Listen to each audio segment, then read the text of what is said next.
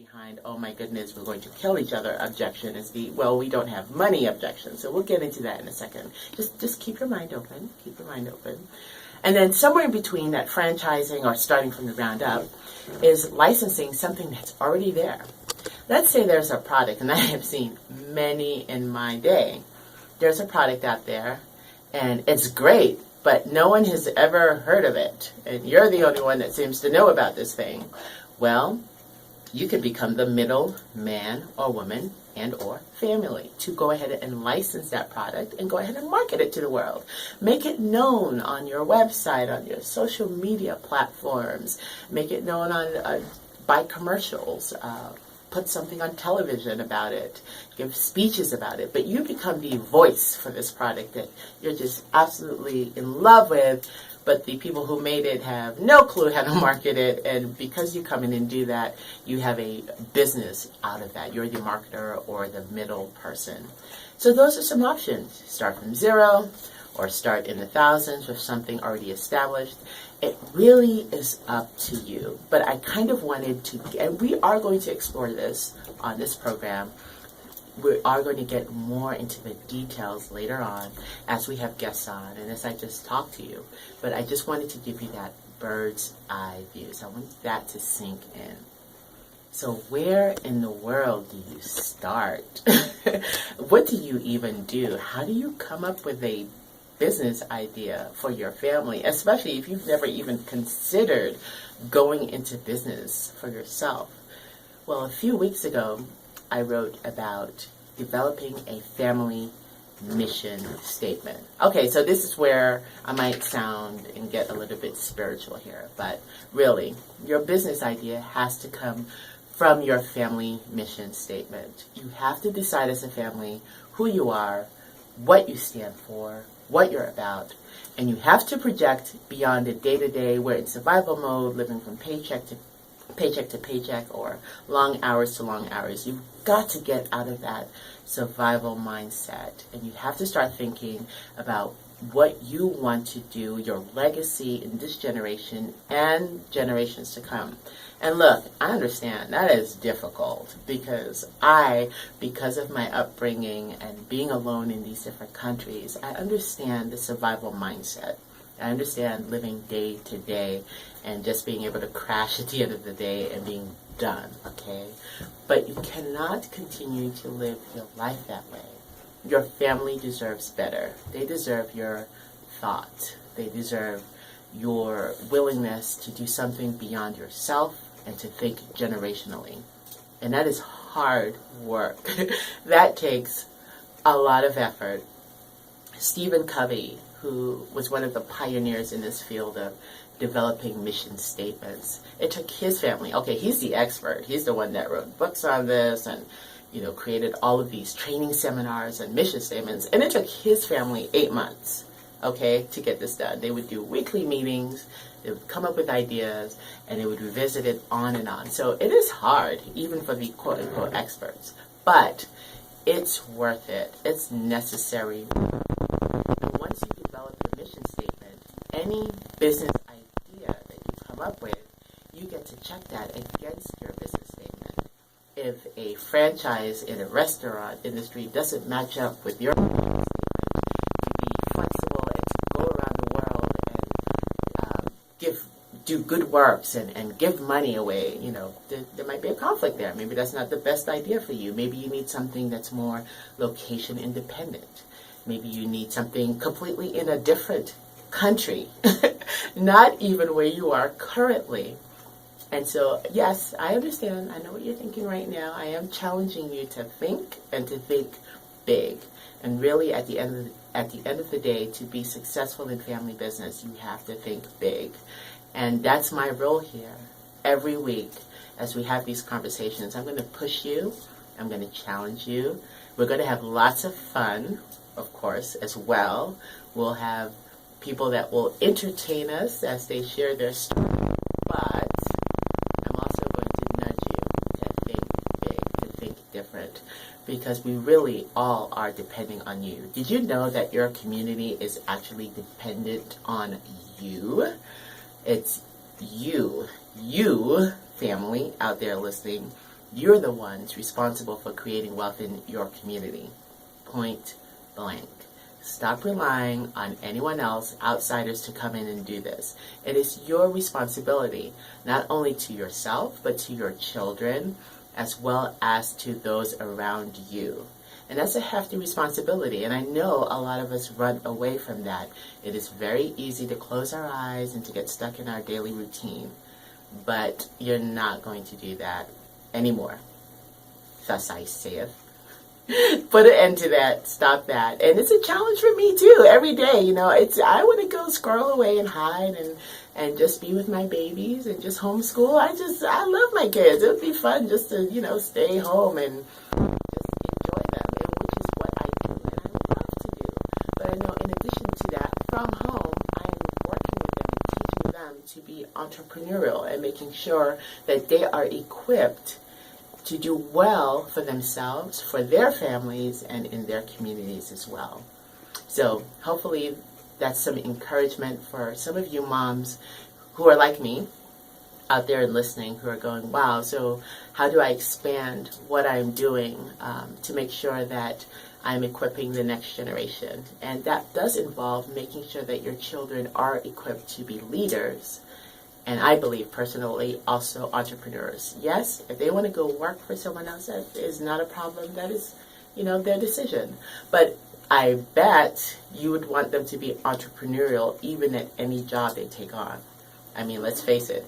The reason why I'm not in corporate America, and I get asked a lot to be in corporate America, is because I'm just a bit too entrepreneurial. But if I were in corporate America, I would want to transfer the same set of skills that I learned as an entrepreneur there, just to do well, just to excel, just not to be laid off, quite frankly, to make sure I had my promotion. So hopefully through this show, you will learn those skills that you can also pass on to your children. Have them listen in. We're going to have fun. My daughter's a teen. I'll rope her in every once in a while. So make sure your children are listening as well.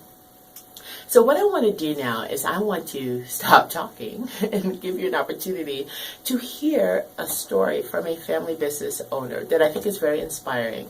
I kind of want to talk about it and comment on it and walk you through it and make sure that you kind of get a sense of what I'm talking about. And after, we'll listen to the story, we'll take a short break, and after that, we'll walk through it and make sure that you understand and catch this vision of family business that I'm referring to.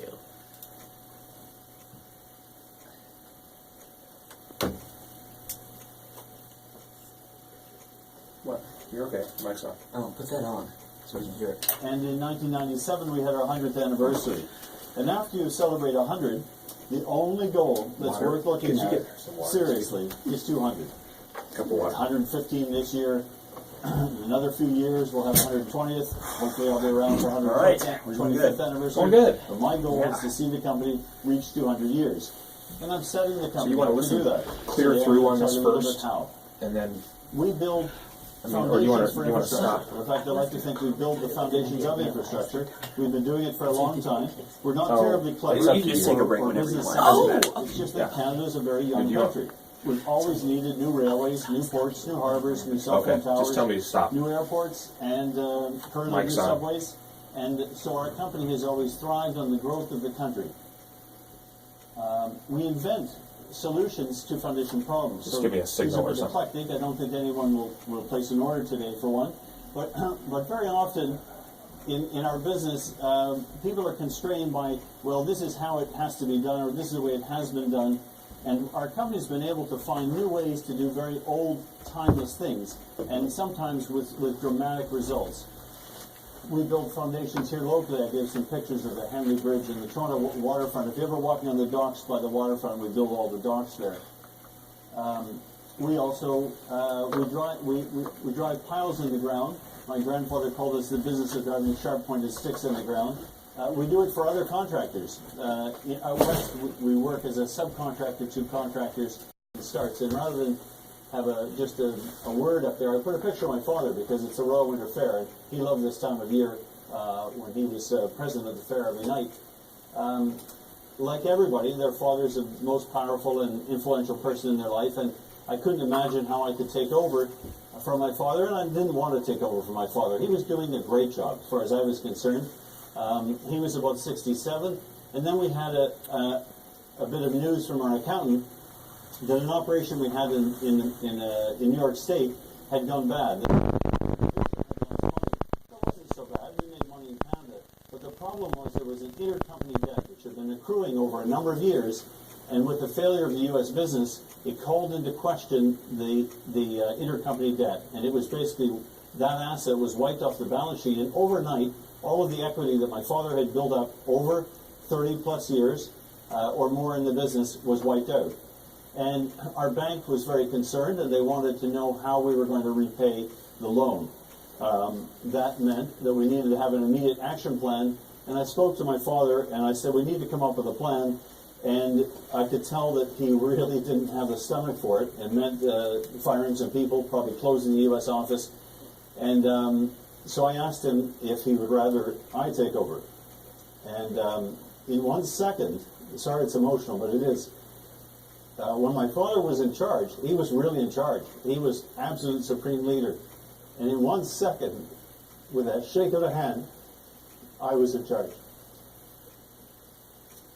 My father never questioned anything I did after the transition.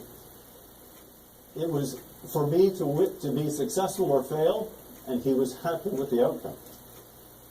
So I have to move on to something lighter. You never know how this is going to catch you. I never have these feelings except when I talk about my family business. And I guess I can share it with other people that have family businesses.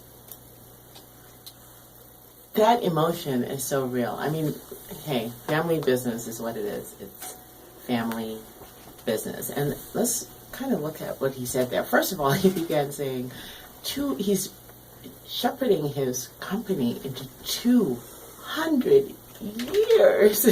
Oh my goodness, in terms of that anniversary. Can you imagine having a company that you transfer that generations down the road has lasted for 200 years? I cannot even fathom that, but that is my goal. That is definitely my goal, especially after I heard him speak. I mean, what are you doing right now? What are you doing on a day-to-day basis? And are you thinking beyond next year, this year, next paycheck?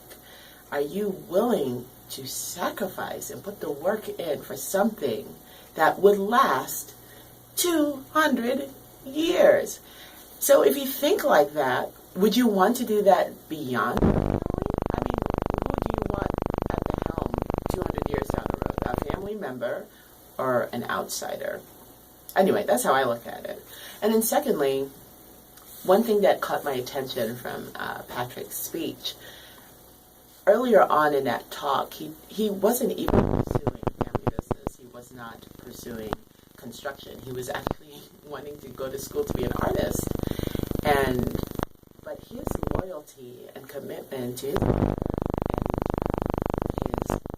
family stopped him dead in his tracks when his father had a need. And that's how he came into the family business. So what I want to say about that is that we have to do something about our family relationships. The bottom line is really cash and capital. Yes, that's a significant issue. We'll solve that. We'll get into that. But at the end of the day, what I have found, the number one objection to starting a family business is the relationship factor. We have got to heal family relationships. Family business works when we are all working together, when we cherish our relationships, when we are supporting one another, when we are elevating one another, when we're encouraging one another. And if you're feeling a strain in your family that's preventing you from even thinking about family business as an option, trust me, I understand. And I'll be sharing my personal struggles over the weeks as well. I'm just, like I said, I'm going to be real with you. You might say, okay, this is a bit too real. But that's the only way I know how to communicate to you that through it all, no matter what the challenges are, it still is. I still, hands down, believe unequivocally that it is the best option if you can make it work. And everyone I've ever interviewed for any of my columns and writings, they've all said the same thing. I mean, people have been through just awfulness, and they have survived divorces and come back together even after that because they were sold to that vision of family business. It is powerful, it's effective, and I am telling you, it is your solution for getting out of the rut you're in and for building wealth again and for having life again. So with that, I'm going to let you rest a little bit and think on that and listen to a few PSAs. And before I do that, though, I do want to share with you, you can learn more on my blog. I write a lot on this topic at daphnemallory.blogspot.com, and I'll see you on the other side shortly. Don't go away.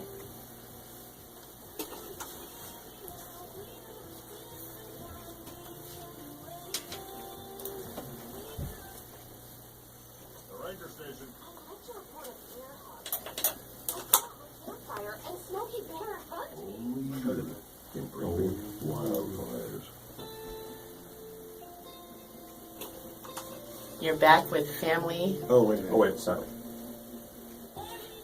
You're back with Daphne. You're listening to Family Business with Daphne. And it is just an honor and a thrill to be able to have this conversation with you. And in the upcoming weeks, we'll have a two-way conversation. But just the opportunity to share this vision with you means so much to me. And I want to make sure that you spread the word. Put it out on Facebook and LinkedIn and Twitter. Make sure tell all of your friends to listen in and spur them on to good works. This good work that we're calling family business. And I'll also make sure that I post the show on my YouTube channel. And you are listening, of course, to KDKI. Did you know you can listen to us online? You need to go there, .org, Right. KDKI.org. You need to go and you need to stream this and other programs, okay? And support this station. And spread the word, because I know a lot of you all are Facebooking me all the time. So spread the word and listen in. And also, I'll rebroadcast this on my YouTube channel. You can go to Family Business and check out the video form of this as well. You can see my crazy hair, and we'll have fun. Did you know I even put that on Facebook? I had 2 different hairdos. I'm sure this is just thrilling for you, but I had 2 different hairstyles, and I had a vote on which one my Facebook users would want. And it was the most active post. So every day I post on my to-do list and family business, know-how and legalese, and the hair vote got the most likes. So that's where we are. So we've got some work to do in family business. Anyway. Let's get back to, I wanted to play a little bit more of Patrick's speech, and you heard him before the break. He was leading and steering his company towards his 200 years anniversary. Every time I say that, I'm like, wow, can I say that? Will my grandchildren say that? Can I do something today that down the road that generation will say, oh yeah, we remember, Mama Daphne, 200 years later, this is what it is. I mean, that's something I dream about. That's something I think about. And I want you to start thinking the same way, too. So I'm going to finish Patrick's speech, and then I'll comment. Christmas, I received a nice piece of equipment. It wasn't bought in a store. It was handmade by my grandfather, Spike Birmingham. And on the back of the crane, it doesn't say Birmingham Construction, it says Patrick Birmingham Construction. Did my sister get a crane? No, she got a doll. My brother, he got books. He's a lawyer today, like Castles. My younger sister wasn't born yet. My grandfather took the time to build this crane, and he was imprinting in me, or he was planning for the future even then. When we come to the end of the story, you'll see that I climbed into this crane a bit like a squirrel going in a trap, and I'm still trying to get out of the family business. Now, everything was going swimmingly. When I was 14, I was building new types of construction equipment and won the science fair. Everything was tracking very well. But then you enter into those teenage years.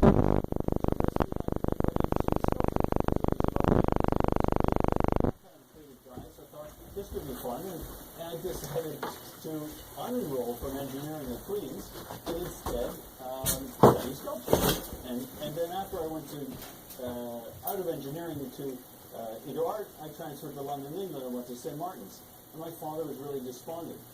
I didn't appreciate at the time why he was such a sort of sour puss about it, but his whole succession plan was based on me taking over. And so he very skillfully negotiated that if he would support me at art school, and I paid for some of it myself, but I needed some help, that I would come back and work for the company for 2 years afterwards. Isn't that amazing? And hey, we might need to think of some skillful applications as parents to motivate our little ones at home to think more entrepreneurial. One system that I use in my home is, we don't do chores for pay. I know a lot of families do that. We do projects for pay. Hey, if you want to get paid something, do a project. Bid on it and get your payment for it. It could be a video project. It could even be a cleaning-based project. But try to think of ways to motivate your children to think more entrepreneurial, to think beyond, I go out and I work for someone and I receive a paycheck. My other passion, if you remember, besides doing pre-med and English at Brown, I also graduated with a teaching degree. And I'm very passionate and pro and have been advocating for entrepreneurship education. I think it's so important. For me, it's been absolutely important. But for all families, I think we all need to be engaged around this idea of teaching entrepreneurship to our children. No matter what they decide to do later in life, it's going to be so crucial that they understand how to start projects, how to manage projects, how to manage how to create something and get a fee for it rather than having someone else do it for them, or how to take something that's already created by someone else and go and get a fee for it and get a percent of that. These are things that we need to start thinking about.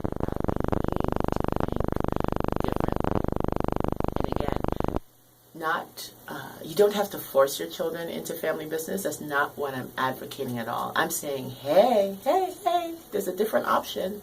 There's absolutely a different option. I'm not anti-college, obviously. I went to two very prominent schools in the country. I am not anti-education or in terms of higher learning, if that's something that people want to pursue. I'm saying, let's find a balance. Let's also teach these skills, and that's something you should absolutely be doing in your home. On my blog, every week I do post education projects that are centered around teaching entrepreneurship and leadership development skills. In fact, the last project I posted was run your own family meeting. So, as a family, you would have to come up with an agenda, and I posted a sample agenda, and someone would have to facilitate that meeting, and someone else would have to keep that time for the meeting to make sure everyone was on track. I mean, imagine if you did that once a week with your 7, 8, 10, 12, 15, even 18-year-old at your home. What sort of skills could they build up from that being exposed to that on a weekly basis? And then if you really want to get nerdy about it, and I tend to be very nerdy about it at times, you can actually just implement Robert's Rules of Order. Hey, Dad, I motion that I never clean the dishes again. And there's no second of that motion, of course, and it fails. Or, I motion that my project pay gets raised by $2 more. Mom seconds that. Motion passed. Have fun with it. Go to your local city's page. Here we have a city council, and you can watch all of the meetings and see how they implement a meeting, how they do motions. And you start doing that. Start acting like, you can do this as a family. You can be entrepreneurial, but you play around with having meetings that sound kind of like you're, in city government. All of these skills are, you just have to teach leadership development skills. That's survival today, quite frankly. If you want to help your children not only survive, but also thrive, you've got to break out of this mundane role where it's just textbooks and worksheets and the typical day-to-day school homework assignments and on and on and on.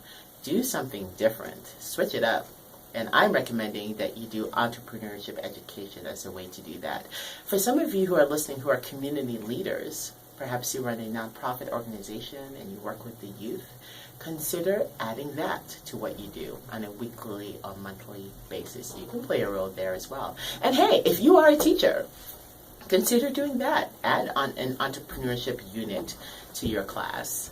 No matter what the subject is, there's a way to tie in entrepreneurship. I could tie it into gym if you let me. I could have them starting Zumba class franchises. So just, give me a call if you need me to come over and help you solve that one. But you could do any subject area can be related to entrepreneurship. And you need that. Where else are they going to learn it? I guess I've learned a lot of it from Shark Tank, I suppose, and The Apprentice, and I'm so grateful for media out there that explores this topic, but do it at home. Why not? Why not you? So that's my soapbox for family business. And I know what you're thinking. Yes, this sounds great. Oh my goodness, let's do this. We want to do family business. It's on. We were starting family business this Monday. But I've not addressed the money problem. I know, I can hear it. Money. That's the major stumbling block. People say, we don't have the money to do this. We don't have savings. Or I'm a senior citizen in the community and I live on a fixed income and I'm too old for family business. I can't do this. Maybe, go rah-rah younger generation, but that's not for me. Well, I beg to differ. In fact, I just wrote a column for Entrepreneur Magazine on someone who started their business at age 61, and he started it because he could not find a job as a senior citizen, and that's when he started his family business. He and his wife, both in their 60s, started together. So I don't place an age limit on family business. You could start it in your 70s, and yes, I've got stories for that as well. What you need to change is your mindset. But let me address the money question. I understand. You can start a business with little cash, really. It depends on what you want to do. The way you overcome the capital issue is you have to become a professional salesperson. You have to learn how to sell. You have to learn how to sell ideas first, and then you have to learn how to sell your products or services. So, if I was starting a family business with absolutely no money today, and let's say I wanted to start a clothing line. I want to start a Christian clothing line, and I want to have verses on t-shirts and market this out in the community, but I have zero money. How do I do that? Well, the only way I can get that done would be to build relationships with vendors who could print it, with others who can market it for me, and to formulate these relationships where I can get this done through people. And in exchange, they get a % of what I'm making. But how do you convince someone else to buy into your company? That's the problem. It's not the capital. It's you getting attention for your business, which I'm reserving that for another show, because I'm all about getting attention through traditional and non-traditional media. And then it's about approaching people in a way that makes them buy into your vision and want to support you. Did you know that every single day people are putting money into families and companies and businesses? They're not putting it into you yet. Why? And that's what we're going to explore in the upcoming weeks. How do you tell your story in such a way that someone wants to invest in you? Did you know that people are, at the end of the day, if you watch any of these shows I'm talking about, Shark Tank or Undercover Boss or any of these business-related shows, do you notice that they really, the product's nice, they want to make sure they're doing the due diligence and that the product makes sense. But at the end of the day, do you know why they're really investing? They're investing in the person. They're investing in the story. So the question is your family marketable? What's your family story? Would someone want to invest in your family? When they think of your family, do they think, oh my goodness, I want to be a part of whatever that family is doing? Or do they run the other way? Because I've seen that too. People will run away from certain families and they're like, no, I don't think so. And so part of marketing and part of starting your business without cash is your ability to come up with a solid family story and presence wherever you are, whatever your market is or niche, so that people say, oh my goodness, well, I don't quite get it all, but I want to be a part of whatever it is they're doing. And I can show you and teach you how to do that. You need to be able to get attention for yourself in a good way, attention for your family in a good way. You need to be visible, okay? Some of you need to come out of hiding, come back out into the community. It doesn't just have to be your physical community, although it absolutely should be. But even beyond that, go online. I have to tell you a funny story. I'm all on Facebook now, but I was not a year ago. I was very anti-social media. I did not understand it, didn't want anything to do with it, didn't want my picture on it, certainly. And I was very anti-social media. And realized that with this message that I have to share, me to get on social media, and as part of my family business strategy as well, I actually had to get on social media. I had to come out of my shell. I was one of those families that, look, don't bother me. I'm at home. I'm doing my thing. Leave us alone.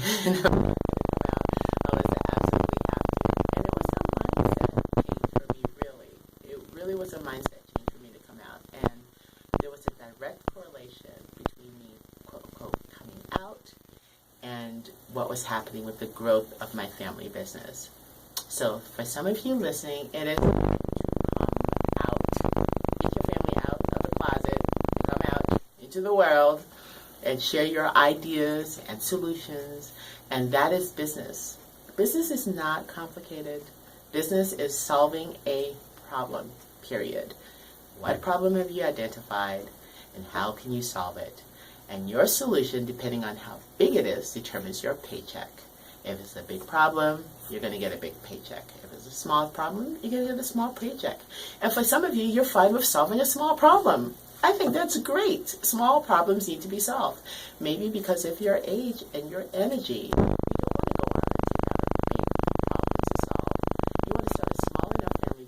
to cater to a few family and friends. That's great. And then some of you want to build empires. Hey, I'm fine with building an empire. And that's fine too. But it means you're solving a bigger problem, which demands bigger skill sets, bigger training, bigger visibility, big. That's it. That's family business. Go out and solve problems together. And in the process, your family is learning together, growing together, crying together, bearing one another's burdens, fighting together. Now, did you hear me say that there will be no fights in family business? Let me just clear that up. That is not what I said. I'm not painting a picture of utopia. There will be fights.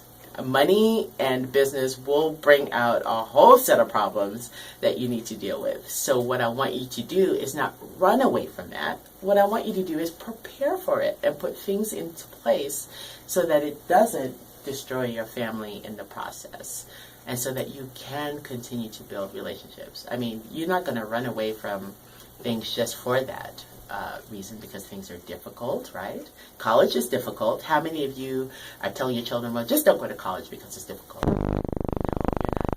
Or just don't get a job. A job is difficult. You have to drive every day. No, many of you are not doing that. So don't do that with family business. Oh, it's too hard. Oh, I don't want to deal with the drama. And yes, I admit there is drama in family business. But again, you have to look at the rewards. The rewards absolutely outlive and are much more than the headaches and heartaches that go along with it. And I guess I'll say on a final note, I write a senior column here for Times News Magic Valley. And it has been such a blessing to be that column. And as I talk to seniors, it's amazing the consistency in terms of the heart rate that many seniors in our community face. And that's simply this: the young people are moving away. The young people are moving away. And they're taking with them their talents and skills and energy and efforts needed to strengthen families here as well as the community. And seniors are sad about that. Well, if you are a senior citizen listening to this, family business is absolutely a solution. And those young people have a vision to remain here, to be in an enterprise, perhaps with you or with their own family. And they could see that it was absolutely viable and that they could make it work economically. I don't think many of those people are going to move away. They're moving away for what they perceive as economic opportunities elsewhere, better jobs. And if you had that vision of family business and you could be supportive in any way, I think you're going to see hearts and minds turn, and I think you're going to see younger people stay. And so that's the hope I want to give to my senior friends listening. And it may be you may need to be you listening to this. You may have to be the one to pick up the phone and say, hey, I've heard this thing about family business. What do you think? Let's have a talk about it. Let's explore this together. It might be you. So if that's your heart, if you've also felt that pain of wanting to see your grandbabies and to see the extended family, well, you lead the way. You share that vision with those that are away. You explore the opportunities. You keep listening and make sure you get them to listen in online at kdki.org. And let's just have this conversation, and we'll keep having it. And sure, it'll take weeks and it might take months, but it will rub off on them. So make sure you share that with everyone. Now, you can, again, I write a lot on this at my blog,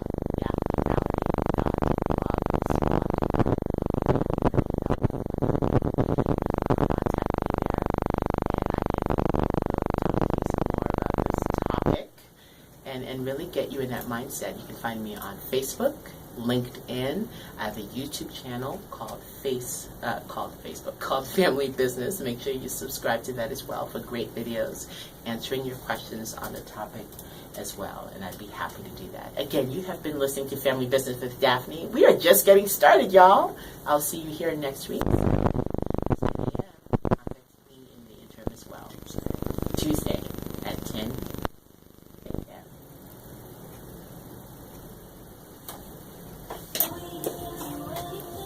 All right.